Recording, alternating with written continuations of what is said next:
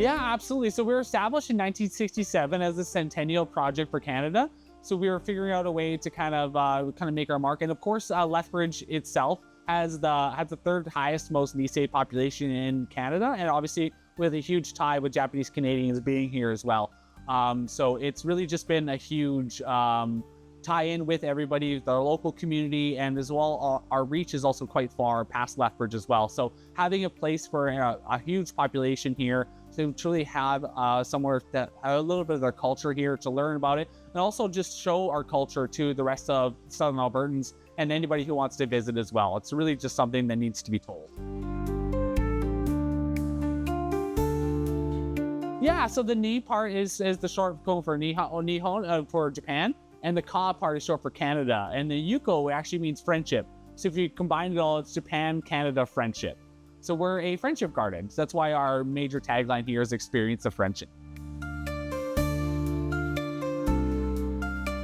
So the garden was designed by a team, Tadashi Kubo and Masami Sugimoto. We actually had Mr. Sugimoto here last year, actually. He was in his 90s, and so it was possibly his last visit, but it was really awesome to have him here tell his story in Japanese and what he thought about the garden as well. But no, yeah, the garden has three major design elements, and each one of them helps kind of tell that story and kind of show the garden's different perspectives as you walk around. So it's a great and unique, definitely recommended tour for sure.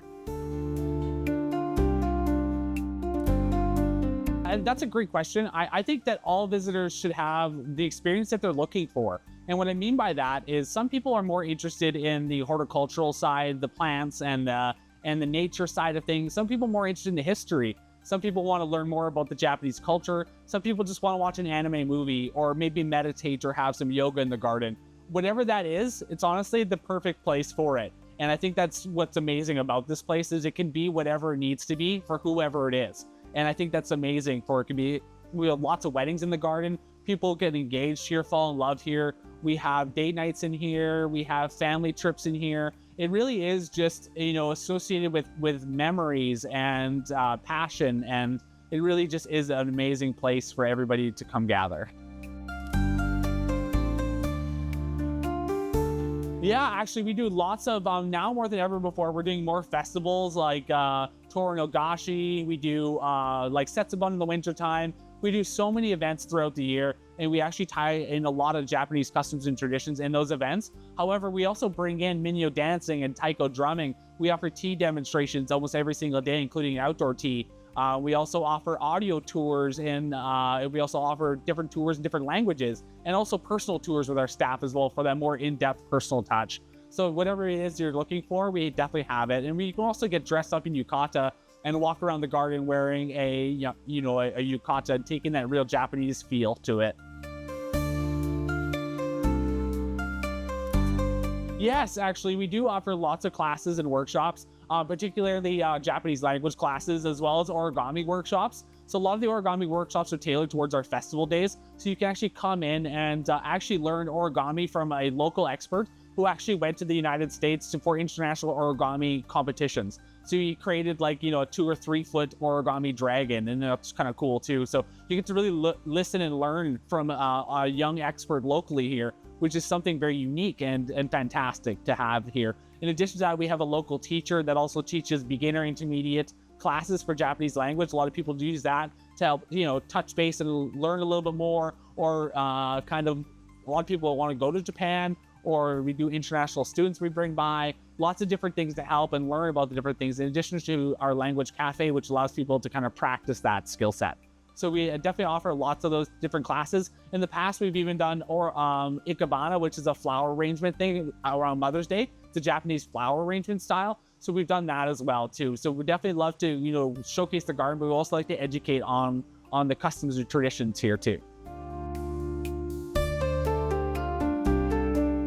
That's a great question. And I think that to me, the garden transcends more than words to me. I can't describe it in words. The best way I can describe it is just honor to me. Like, I feel like being here is to be able to leave a positive stamp or being able to leave a positive impact here is something very important to me, because it's not just something that I would want to do something personally for myself, But the garden itself also deserves that advocacy. It also deserves that dedication and that passion. So if you have someone in my role that's the entire job is to promote the garden, you need to have someone who's passionate in the community, but also the garden itself in the community. If you have someone like that, the garden is in great hands. And frankly, I'm very happy and blessed to really be able to have that opportunity and just showcase that passion to anyone who will listen, including yourself.